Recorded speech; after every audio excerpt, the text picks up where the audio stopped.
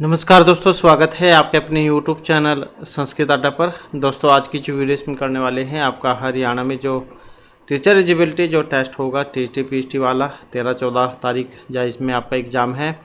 और इसके साथ ही इसमें एक और जो नई जो महत्वपूर्ण सूचना कह सकते हैं आप, एक बात जोड़ दी गई है क्योंकि आपका एग्ज़ाम होना है। तो अगर कैंडिडेट उसमें 20 क्वेश्चन जो है उसको खाली छोड़ देते हैं तो उसका एग्ज़ाम जो है वो रद्द कर दिया जाएगा। पहले जो ये नियम नहीं था, तो नया नियम जो आपकी बार ये जोड़ा गया है। और कोई 20 क्वेश्चन जो है 20 क्वेश्चन अगर ऐसे ही खाली छोड़ देगा तो मान के चलो कि फिर उसका एग्ज़ाम रद्द हो जाएगा। तो इसलिए आपने जो है क्वेश्चन कोई खाली नहीं छोड़ना है, क्योंकि फ़िलहाल कोई इसमें नेगेटिव मार्किंग नहीं है। तो इसलिए आप जब तुक्के लगा कर भी जा करे तो फिर भी आपने जो है इसको खाली नहीं छोड़ना है, क्योंकि अब फ़िलहाल नेगेटिव मार्किंग इसमें नहीं है। तो आप जल्दी से अपने क्वेश्चन जो उसे देख लेते हैं। कल वाली वीडियो भी महत्वपूर्ण थी, अगर आपने नहीं देखी है तो उसे देख लीजिएगा और इस वीडियो के अंत में आपको मिल जाएगी। तो हमारा जो यहाँ पर पहला क्वेश्चन आ जाता है। क्वेश्चन जो है यहाँ पर एक जो ये वाक्य है, इनमें जो सही है, शुद्ध है, वो आपने बतलाना है कि कौन से वाला शुद्ध था और क्यों शुद्ध था, कौन सा सूत्र था। बहुत सारे इस प्रकार के क्वेश्चन जो आपको देखने को मिल सकते हैं। तो सही आंसर जो है यहाँ पर ऑप्शन बी वाला है। इसमें उभयतः कृष्णम गोपालः सन्ति।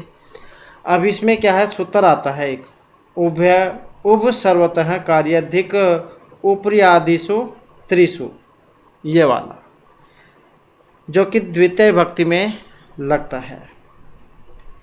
तो उभयतः सर्वतः ऊपरी ऊपरी अधः अधः अधि अधि, इनके साथ द्वितीय जो विभक्ति है उसका प्रयोग किया जाता है। तो ये जो उभयता जो आया था, इसके कारण से द्वितीय विभक्ति इसमें हुई है। तो इसमें ये जो शब्द है इनको आप याद रखिएगा। उभयता है, सर्वतः है, ऊपरी ऊपरी, अधो अधः और अधि अधि, ये वाले इनके योग में द्वितीय विभक्ति का प्रयोग होता है। नेक्स्ट क्वेश्चन है गाम दोग्धिम पय है बलिम भिक्षते वसुधाम।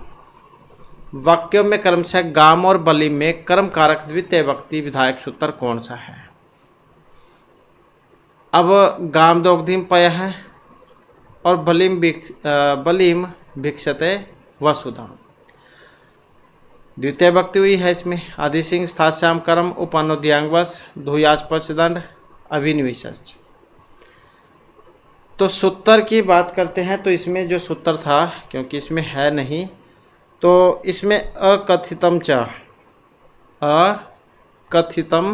च ये वाला सूत्र जो आपको देखने को मिलेगा इनकी जगह पर, क्योंकि ये जो सूत्र है इसके अंतर्गत 16 धातुएं आती हैं।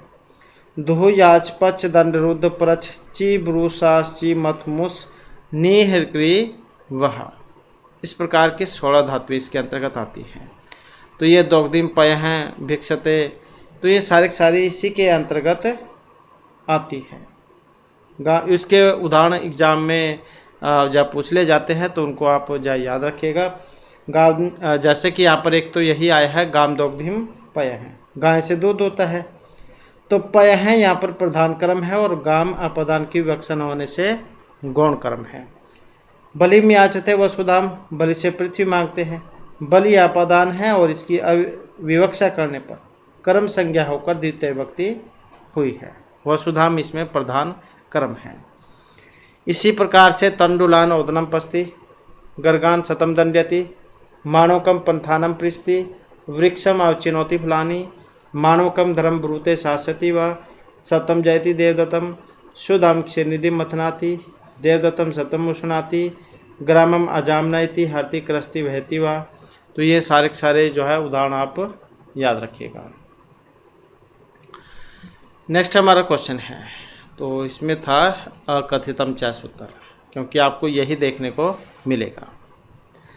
इसके बाद है इनमें से शुद्ध विभक्ति किस वाक्य में है, कौन से में है, अब किस कारण से है, तो ये भी पता होना चाहिए। तो सही जो था इसमें मह्यम मोदकम रोचते। अब ये जो है आपका जो अस्मद रूप है उनमें बन जाता है ये वाला।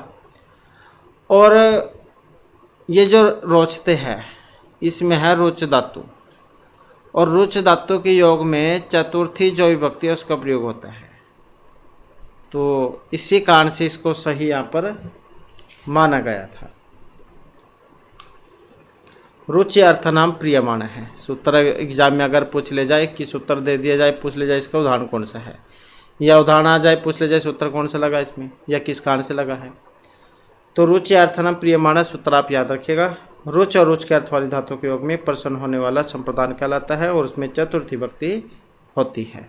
शिशवे किरणकम रोचते या फिर बाल काय मोदकम रोचते। तो रुच धातु को जो है इसमें आप याद रखिएगा। नेक्स्ट क्वेश्चन है, इनमें से एक सही है।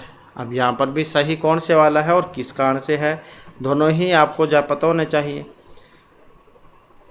तो यहाँ पर जो इसमें सही था ऑप्शन बी वाला था, मातुः समर्थि, ये वाला। अब इसमें अधिक अर्थ देश्याम कर्मणि, तो ये वाला क्या है, इसमें एक जो सूत्र है वो आता है, तो ई धातु आधिपूर्वक ई धातु समन करने अर्थ में है, दया दया करना, इस समर्थ होना, और इन्हीं अर्थ वाले धातु के क्रम में षष्ठी विभक्ति होती है। तो मातुः समर्ति, रामस्य दयमान है, गात्रा नाम अनिशः अस्मि संवृत है, परभवती निजस्य कन्या का जनस्य महाराज है।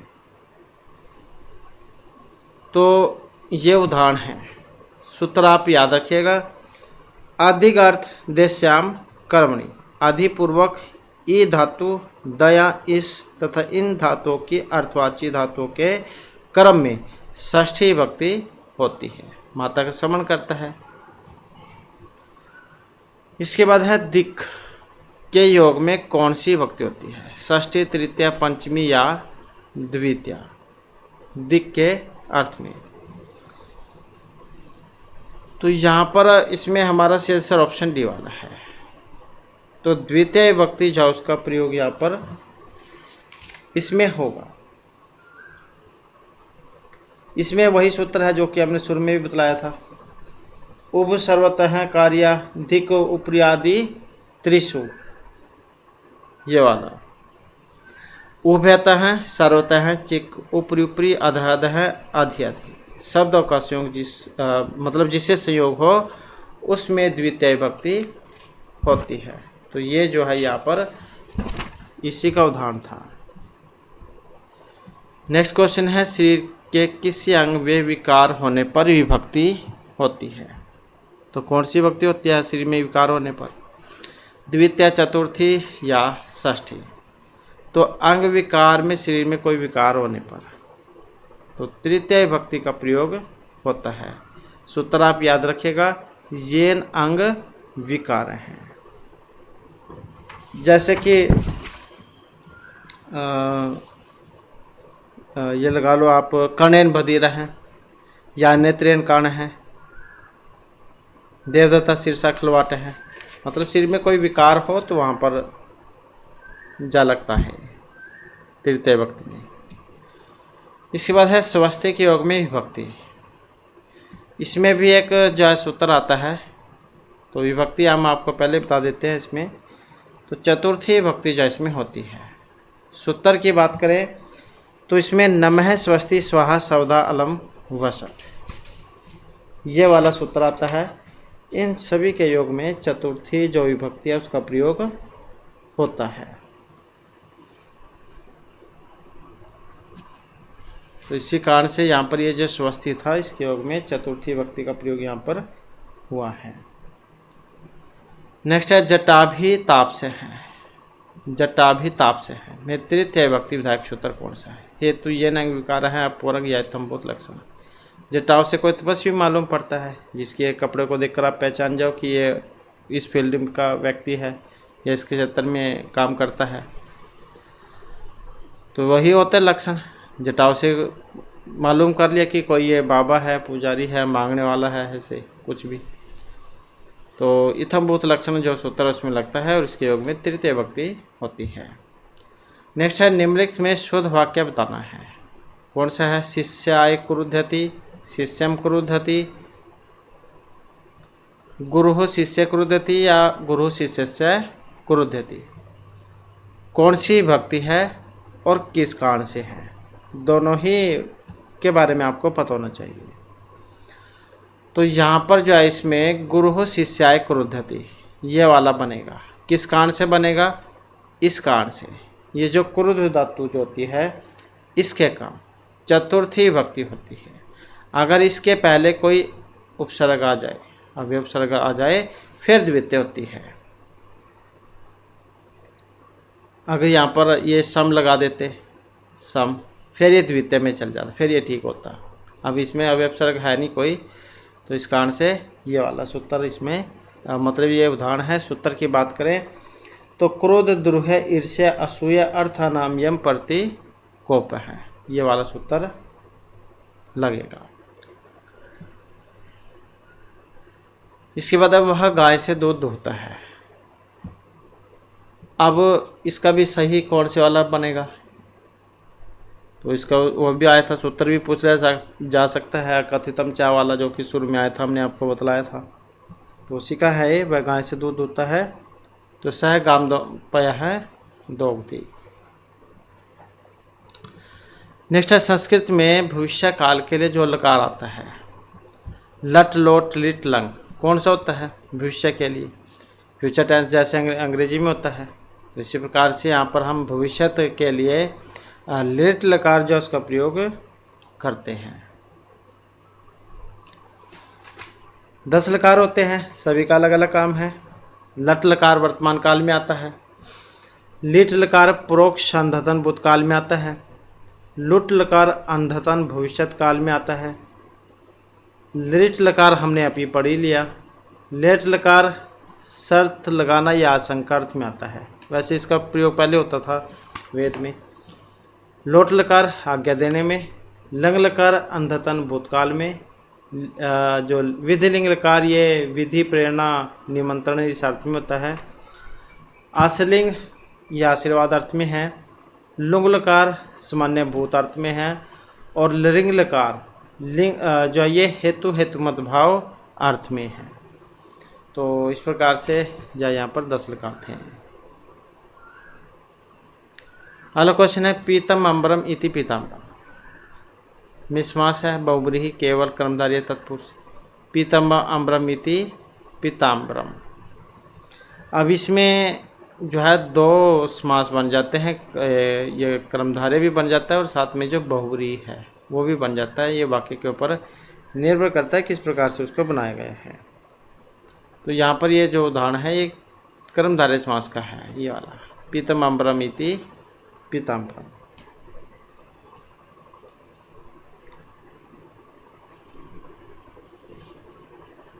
और कर्मधारय समास में प्रथम या तो द्वितीय का विशेषण होता है और द्वितीय शब्द संज्ञा होता है, या फिर दोनों संज्ञा होते हैं किंतु प्रथम विशेषण स्थानीय हो अथवा दोनों विशेषण हो, जिससे समय पड़ने पर किसी तीसरे शब्द का संयुक्त विशेषण हो। यह 4 प्रकार का होता है। विशेषण पूर्व पद कर्मधारय है, उपमान पूर्व पद कर्मधारय है, उपमान उत्तर पद कर्मधारय है और विशेषण उत्तर पद कर्मधारय है। तो ऐसे जो है 4 प्रकार इसके माने गए थे। अगला क्वेश्चन है पौरवशाला है। इसका जब हम विग्रह बनाते हैं तो कौन से वाला जो है इसका विग्रह बनेगा? पौरवशाला है। और इसका बनेगा पुरुषाम शालायाम भव है, यही बनता है इसका, पुरुषाम शालायाम भव है, ये वाला बी वाला पुरुषाम शालायाम भव है। और ये तो इसका चलो लौकिक विग्रह हो गया। अलौकिक में जब हम इसको बनाएंगे तो कौन सा बनेगा? पूर्वांगी शालागी, ये वाला कर्मधारय समास है इसमें, तो ऑप्शन बी। नेक्स्ट हमारा क्वेश्चन है माता च पिता च निम्नलिखित 3 समस्त रूपों में कौन सा एक अशुद्ध है? अब कौन सा अशुद्ध था इसमें? पितरौ, माता पितरौ, मात पितरौ। तो यहाँ पर जो इसमें ऑप्शन बी वाला, मतलब ये वाला ही गलत है इसमें, दूसरे वाला। और द्वंद्व समास में है एक शेष द्वंद्व समास में। नेक्स्ट क्वेश्चन हमारा पंचवटी। इसमें समास है द्विगु द्वंद्व अव्ययभाव यह बहुब्रीहि समास। पंचवटी में समास है। पंचवटी की बात करते हैं तो इसमें जो है आपका रहेगा द्विगु समास। 5 जो वट है, वट वृक्ष का लो आप, उनका समूह समाहार। तो सुर, जिसमें सुर में संख्या होती है तो वहाँ पर जो है द्विगु समास का प्रयोग होता है।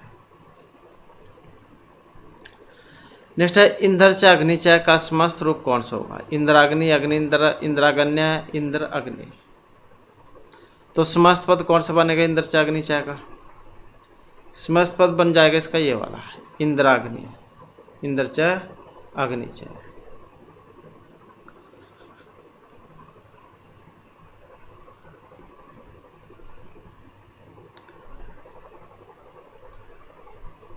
अगला क्वेश्चन है निम्नलिखित वर्गों में से किस वर्ग में समास का उदाहरण अशुद्ध है?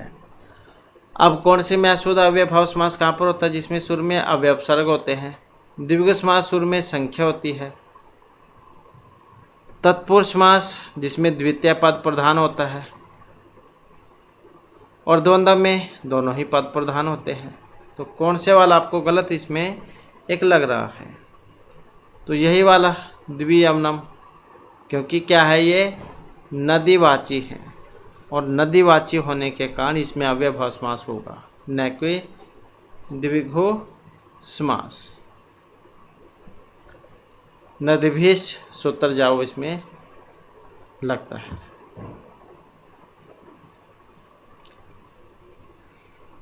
अगला क्वेश्चन है किम सखा में समास है।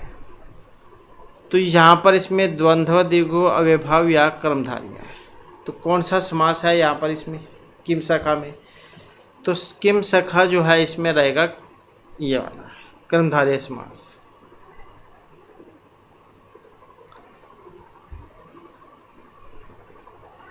नेक्स्ट है निम्नलिखित वाक्य में शिशु शब्द में शुद्ध जो विभक्ति है वो कौन से वाक्य में है? तो ये बतलाना है शिशु शब्द में शुद्ध वाक्य है। अब यहाँ पर हमने आपको रुच धातु वाला बतलाया था, चतुर्थी विभक्ति वाला। तो उसी के अनुसार आप जो है इसमें चतुर्थी विभक्ति देख लीजिएगा। तो शीर्षवे किरणकम रोचते, यही वाला बनेगा रुच धातु वाला। महेश्वर सूत्र में चौथा है। भगवान शिव ने जब डमरू बजाया था तो 14 बार बजाया था, अलग अलग आवाज़ें उसमें से निकली थी।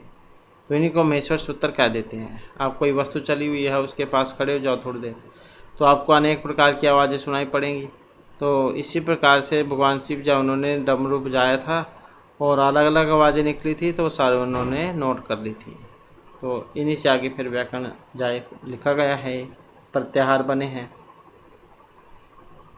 तो इसमें चौथा कौन सा था? तो कौन से मतलब जो 14 हैं कौन कौन से होते हैं? तो अयुण से शुरू हो जाते हैं। अयुण, रिलिरिक, एओंग, एओच, हैवरट, लण, यमगणम, जभ्याँ, गड़गस, जबगरदस, खप, चटर, चटतव, काप्याँ, सस्सर, हल। तो ऐसे थे। तो यहाँ पर जो इसमें चौथा नंबर वाला पूछा गया है। तो जब आपको 14 महेश्वर सूत्र याद होंगे तो चौथा नंबर भी आप आसानी से खोज लोगे। तो कौन से वाला था इसमें? अयाउच, यही था। एच प्रत्याहार में आते हैं, एच आइच में। नेक्स्ट है सिद्धांत कौमुदी के रचनाकार। किनकी है सिद्धांत कौमुदी? महर्षि पाणिनि, भट्टोजी, दीक्षित, पतंजलि, वरदराज आचार्य। तो सिद्धांत कौमुदी जो थी ये भट्टोजी दीक्षित की थी, क्योंकि लघु सिद्धांत कौमुदी थी वरदराज दीक्षित की। पाणिनि मुनि की अष्टाध्यायी और इनका पतंजलि का है महाभाष्य। नेक्स्ट है स्वरों के विधान के बिना आए हुए व्यंजनों की संज्ञा होती है। स्वरों के व्यवधान के बिनाए हुए व्यंजनों की संज्ञा। पद संधि संयोग या संहिता संज्ञा। तो स्वरों के व्यवधान के बिनाए हुए व्यंजनों की संज्ञा, कौन सी संज्ञा होगी इनकी? तो संज्ञा की बात करते हैं तो ऑप्शन रहेगा डी वाला, हलो अनंतरा संयोग है, ये वाला सूत्र है। तो इसके अनुसार व्यवधान रहित, मतलब स्वर के व्यवधान से, जो इसका मतलब है यहाँ पर व्यंजन संयोग संज्ञक होते हैं। नेक्स्ट है वृद्धि संज्ञा विधायक सूत्र। वृद्धि रेचि राधेच हेंगा पदांता दति अंगी परूपम। वृद्धि संधि विधायक सूत्र, जो कि यहाँ पर ऑप्शन ए में है। वृद्धि रेचि से वृद्धि और वृद्धि राधेच से वृद्धि संज्ञा होती है।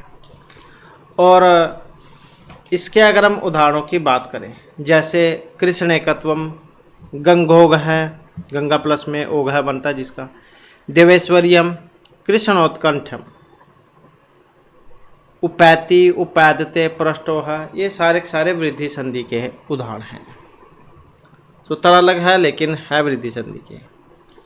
नेक्स्ट है पितुः प्लस में इच्छा में संधि होने पर कौन सा रूप इसमें बनेगा? तो इसमें बनेगा ऑप्शन सी वाला, पितृइच्छा जो है ये वाला बनेगा। यदि उपसर्ग से पूर्व आ को छोड़कर अन्य स्वर हो और बाद में कोई स्वर अथवा मृदु व्यंजन, मतलब वर्गों का तीसरा चौथा वर्ण या रा अलावा हो तो विसर्गों को रा हो जाता है। यदि स्वर बाद में होता है तो र आगे वाले स्वर से मिल जाता है और व्यंजन के आगे होने पर र आने वाले व्यंजन के ऊपर चढ़ जाता है। तो पितृइच्छा जो है इसका बनेगा। नेक्स्ट है हरि प्लस में सेते, संधि होने पर कौन सा रूप बनेगा? हरि प्लस में सेते। तो इसके रूप की अगर हम बात करते हैं तो यहाँ पर जो है इसमें बन जाएगा आपका ऑप्शन सी वाला, हरि सेते, ये वाला। इसमें लगता है स्तोषनाश्चु सूत्र, सूत्र करता है जब सकार या त्वरग सकार या च्वर्ग के योग में आता है तो स्कार और त्वरग के स्थान पर स्कार और च्वर्ग हो जाता है। स्कार और त्वरग के स्थान पर सकार और च्वर्ग हो जाता है। तो रामस्यते, रामश्चिनोति, सचित, सांगीण जय, ये सारे के सारे स्तोषनाश्चु सूत्र के उदाहरण हैं। नेक्स्ट क्वेश्चन हमारा स्टूनष्टु हो, ये सूत्र है, ये क्या करता है? ष्टुत्व करता है। ये क्या करेगा? जैसे सकार और त्वरक था, स्तोषनाश्चु ने तो ये वाला सकार और च्वर्ग किया था, तो ये वाला क्या करता है? सकार और त्वरक करता है, स्टूनष्टु सूत्र।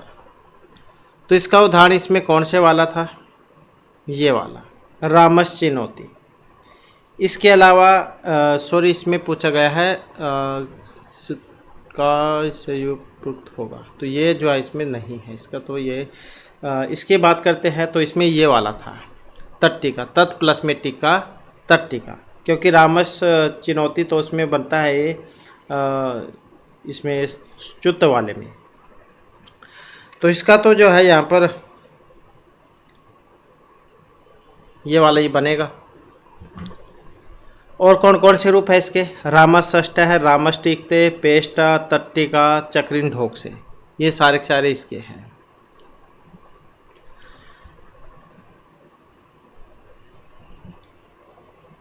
नेक्स्ट आ जाता है हमारा क्वेश्चन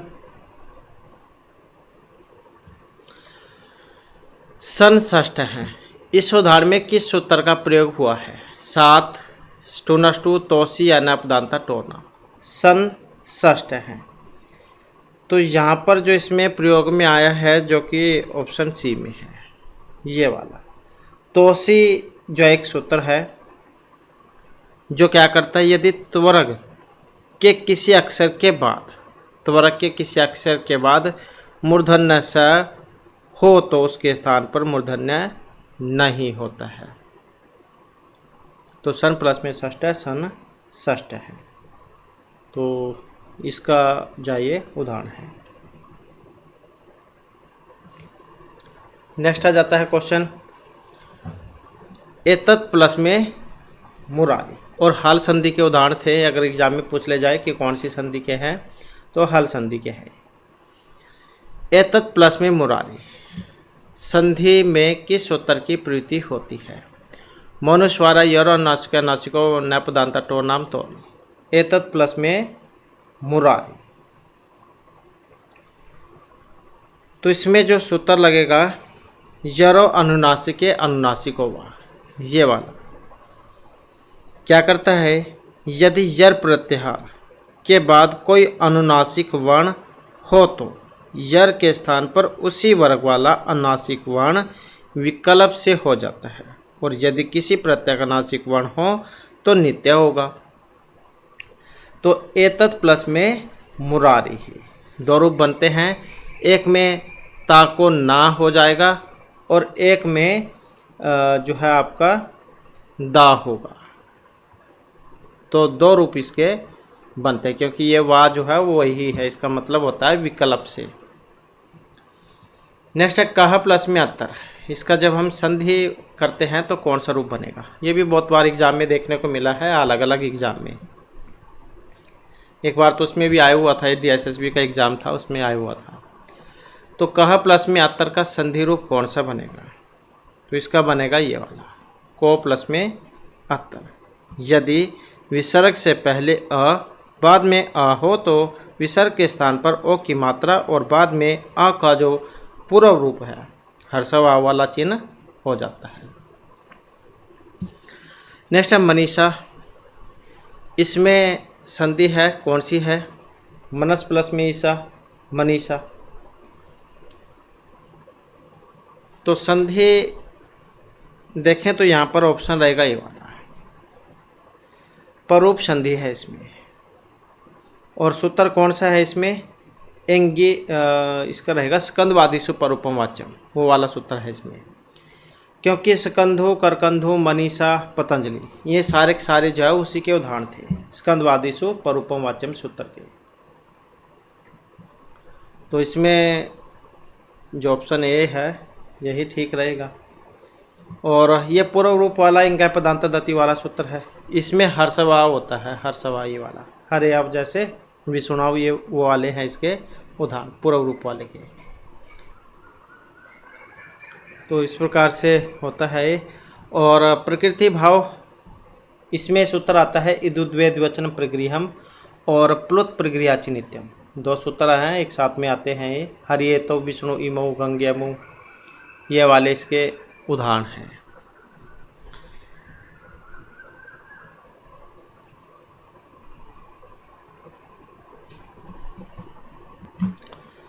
नेक्स्ट क्वेश्चन है सर्वनाम शब्द तत्पुलिंग प्रथम विभक्ति बहुवचन का जो रूप है वो आपने बतलाना है। तो जब हम इसका रूप बनाते हैं तो कौन सा बनेगा? ये वाला आ जाएगा। ते युष्मद सर्वनाम शब्द पंचमी विभक्ति और बहुवचन में अस्मद युष्मद के दोनों ही शब्द रूप महत्वपूर्ण हैं। कोई सा भी एग्जाम में पूछ ले जा सकता है, क्योंकि ये विकल्प वाले होते हैं, विकल्प से बनते हैं इसमें। तो जब हम इसका बनाएंगे तो कौन सा बनेगा? तो ये वाला बनता है युष्मत, पंचमी बहुवचन में बनेगा युष्मत। रूप कैसे चलते हैं इसके? त्वम युवाम यूयम, त्वाम युवाम युष्मान, तव्य युवाभ्याम युष्माभिः, तुभ्यम युवाभ्याम युष्मभ्यम, तवत युवाभ्याम युष्मत, तव युव्योः युष्माकम, तव्य युव्योः युष्मासु। ऐसे बनते हैं इसके रूप।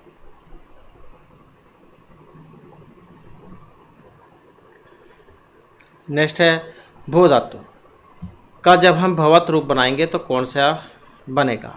भू धातु का भवत रूप। तो इसका जो रूप बनता है लोट लकार मध्यम पुरुष बहुवचन में, भवतु भवताम भवंतु, भव भवतम भव, भवानी भुआव भुआ। इसके बाद है चुर धातु, चुरादिगण की है। तो ये चौर्यतम रूप बनता है। तो कौन से में बनेगा चौर्यतम रूप? तो चौर्यतम जो रूप बनता है ये बनेगा लोट लकार में, मध्यम पुरुष और द्विवचन में। नेक्स्ट है लभ धातु। लट लकार प्रथम पुरुष और एक वचन में जब हम रूप बनाएंगे तो कौन से वाला बनेगा? लभ, वेरी वेरी इंपॉर्टेंट है, आत्मनेपद में आती है। तो लट लकार प्रथम पुरुष और एक वचन में, तो लभते बनेगा इसका। तो एक बार लभ धातु के रूप हम देख लेते हैं, तो इसके रूप जा कैसे बनेंगे। तो लट लकार की बात करें तो लभते, लभेते, लभंते, लब से, लभे थे, लब्धुए, लभे, लभवहे, लभमहे। इसी प्रकार से लिट लकार में जब बनाएंगे लपस्यते, लपस्येते, लपस्यन्ते, लपस्यसे, लपस्येथे, लपस्यध्वे, लपस्य, लपस्यावहे, लपस्यामहे। और लंग लकार में जब बनाएंगे तो अलभत, अलभेताम, अलभंत, अलभताह, अलभेथाम, अलभध्वम, अलभे, अलभवहि, अलभमहि। लोट लकार में लभताम, लभेताम, लभंताम, लभशव, लभेथाम, लभध्वम, लभे, लभवहे, लभमहे। विदलिंग में लभेत, लभेयताम, लभेरन, लभेथाह, लभेयथाम, लभेध्वम, लभेय, लभेवहि, लभेमहि। लुंग लकार में अलब्ध, अलप्सताम, अलप्सत, अलब्धाह, अलप्सताम, अलब्ध्वम, अलप्सी, अलप्स्वहि, अलप्स्महि, ऐसे बन जाएगा। और इसी प्रकार से ये लिट लकार है, इसमें लेभे, लेभाते, लेभीरे, लेभीसे, लेभाथे, लेभिध्वे, लेभे, लेभिवहे, लेभिमहे। लुट लकार में लब्धा, लब्धारो, लब्धारह, लब्धा से, लब्धासाथे, लब्धाध्वे, लब्धाहे, लब्धास्वहे, लब्धास्महे। आश्रलिंग लकार लपशिष्ट, लपिष्यताम, लपिश्रम, लपिष्ठाह, लपिष्यताम, लपिष्यध्वम, लप्स्य, लप्स्यवहि, लप्स्यमहि। लिंग लकार अलप्स्यत, अलपिष्यताम, अलपश्यन्त, अलप्स्यताह, अलप्स्यथाम, अलप्स्ध्वम, अलपस्य, अलपस्यवहि, अलपस्यमहि। तो इस प्रकार से इसके रूप चलते हैं। नेक्स्ट आ जाता है हमारा क्वेश्चन कादम्बरी से। कादम्बरी किस प्रकार की रचना? ख्यायिका, कथा, इतिहास, चंपू काव्य। क्या है कादम्बरी? तो कादम्बरी जो है एक कथा है, महर्षि बाणभट्ट की रचना है। नेक्स्ट है कदली दल कुंज भीतस्य तत्कुटीरस्य समन्तात् पुष्पवाटिका। तो ये जो गद्यांश है यहाँ पर ये लिया गया है। अब ये कादम्बरी है श्री शिवराज विजय दस कुमार चरित, किस में आया था ये वाला? तो ये वाला जो आया था शिवराज विजय में, जो कि पंडित अंबिका दत्त व्यास जो इनकी रचना है और उपन्यास है, 12 निश्वासों में है ये। नेक्स्ट क्वेश्चन है अकाल कुसुम परसवा मनोहराकृत्योपि लोक विनाश हेतु है, शमशान अगण्य है, इव अति रौद्र भूमि है। तो ये भी यहाँ पर गद्यांश है। तो ये लिया गया है शिवराज विजय उत्तरामचरित कादम्बरी दस कुमार चरितम से। तो कहाँ से लिया गया है ये वाला? तो ये भी जो आपका शिवराज विजय जो है उसमें से लिया गया है।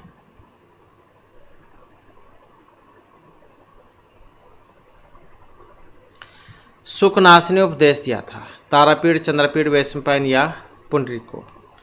तो कादम्बरी में है। और शुकनाश जो मंत्री थे उन्होंने जो चंद्रपीठ जो थे उनको उपदेश दिया था, क्योंकि ये तो इनके पिता हैं तारापीठ, विलासवती इनकी माता थी, ये तोता है और ये इन्हीं का मित्र था जो कि उपनायक कह सकते हैं आप। इनकी माँ श्वेता है और चंद्रपीठ की कादम्बरी। तो मंत्री शुकनाश ने उपदेश दिया था चंद्रपीठ को। नेक्स्ट है गद्यकार बाण का स्थिति काल। अब महर्षि जो बाणभट्ट है ये राजा हर्षवर्धन के दरबारी कवि थे, तो उन्हीं के अनुसार इनका समय माना जाता है। तो सप्तम शताब्दी का समय माना गया है। नेक्स्ट क्वेश्चन है तेजोद्वैश्य युगपद वैश्योद्भ्याम लोको नियमति आत्मदशांतरेषु। ये सूक्ति भी आती है कई बार एग्जाम में। तो किस पात्र का कथन है? काश्यप, महर्षि कन्ना, अनसुईया या प्रेमता का। अब ऑप्शन से तो आपको पता लग चुका होगा कि ये अभिज्ञान शकुंतलम जो उसमें से लिया गया है कि यह संसार दो तेजों के साथ अस्त और उदय के द्वारा मानव अपने 10 अविशेषों में नियंत्रित हो रहा है। तो इस प्रकार की सूक्ति थी, तो जो कि ऑप्शन बी में है। यहाँ पर मिर्ची कर्णव शिष्य का कथन है।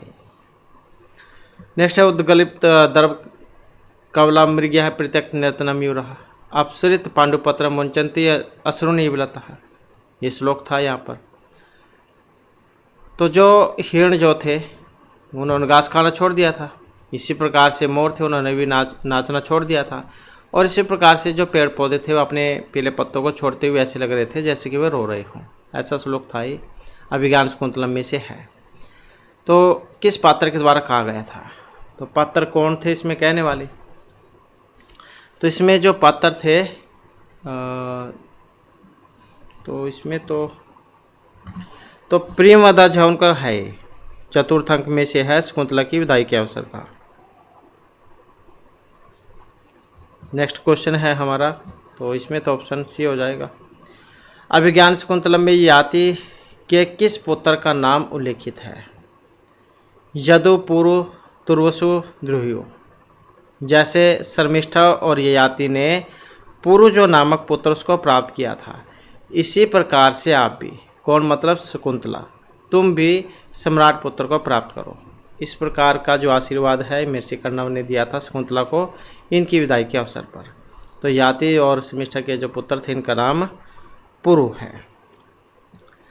नेक्स्ट है हितम मनोहारी च दुर्लभम वच है। सूक्ति है, एग्जाम के लिए महत्वपूर्ण है, क्योंकि ऐसे बहुत ही कम वचन आपको देखने को मिलेंगे जो दूसरे के बारे में अच्छे कहने वाले हों। ऐसे व्यक्ति भी बहुत कम है जो दूसरे के बारे में अच्छा सोचते हों, और वचन तो है ही, क्योंकि सभी अपना या भलाई चाहते हैं। तो इस प्रकार की सूक्ति थी ये, जो कि किरातार्जुनीय में से ली गई है, महर्षि भारवी की जो रचना है। तो इसमें ब्रह्मचारी वेश वाला जो वनेचर है, गुप्तचर, वो इस दृष्टि से कहता है कि हितकारिणी साथ ही मनोहर वाणी दुर्लभ होती है। दूसरों को हिचाने वाली हो और मीठी भी हो, तो ऐसी तो बातें आपको बहुत ही कम देखने को मिलेंगी। नेक्स्ट क्वेश्चन है निराश्रय हंत हता मनस्विता। उक्ति है काश्यप ऋषि, भर्तृहरि, द्रौपदी या युधिष्ठिर की। निराश्रय हंत हता मनस्विता, तो इसका संबंध जो था ये द्रौपदी से था। किरातार्जुनीय में से है ये भी कि मनस्विता आश्रय विहीन होकर विनष्ट हो गई है। नेक्स्ट है सदानुकूलेषु कुर्वते रतिम निरपेषु अमात्येषु च सर्व संपदा है। ये किन के द्वारा कही गई है? द्रौपदी, वनेचर, दुर्योधन या युधिष्ठिर के द्वारा। तो ये भी किरातार्जुनीय में से ही है, प्रथम सर्ग में से है। क्या था इसका मतलब? कि राजाओं तथा सचिवों के परस्पर अनुकूल रहने पर ही समग्र संपत्तियां सदैव अनुराग करती है। अब राजा है, अगर उसके मंत्री उससे विपरीत हो जाएंगे तो जो भी उसकी गुप्त सूचना होगी सारी में दूसरे राजाओं को दे देंगे, तो मतलब शत्रु पक्ष को दे देंगे, तो उनको फ़ायदा होगा, इनकी हानि होगी। तो इनका फ़ायदा कब है? जब इनके साथी मतलब मंत्री इन्हीं के बारे में सोचेंगे। अब उसी से लगा लो, जैसे रावण और विभीषण थे। अगर विभीषण जो है रावण की जानकारी राम को नहीं देते तो इनको नहीं मार सकते थे, तो इन्होंने जानकारी दी थी। अगर परिवार साथ में हो तो कोई दूसरा पड़ोसी जा हरा सकता। तो यहाँ पर जो इसमें संबंध था ऑप्शन बी से था। तो वनेचर के द्वारा कही गई है कि राजा और सचिवों के परस्पर अनुकूल रहने पर ही समग्र संपत्तियां सदैव अनुराग करती है।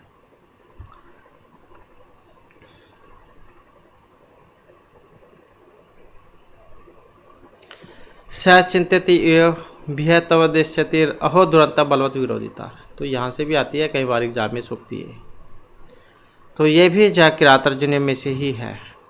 और किन के विषय में कही गई थी बात? ये दुर्योधन के बारे में।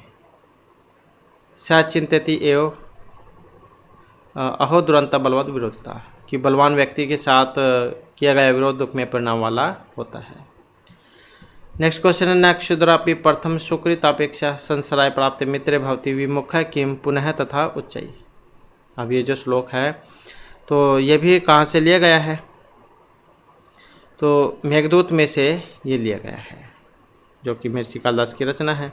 क्या कहा गया था इसमें कि छोटा जन भी आश्रय चाहने वाले मित्र के आने पर उसके पहले किए हुए उपकार का ध्यान रखकर आश्रय देने से मुख नहीं मोड़ता। वही बात है कि अगर किसी व्यक्ति की कभी बुरे टाइम में कोई व्यक्ति दूसरा व्यक्ति उसकी मदद कर देता है और कभी उसके ऊपर भी ऐसी मुसीबत आती है तो वो उससे मुख नहीं मोड़ता, क्योंकि उसने बुरे टाइम में उसका साथ दिया होता है। नेक्स्ट है स्त्रीना मध्यम प्रणय वचन विभ्रम ही प्रियसु।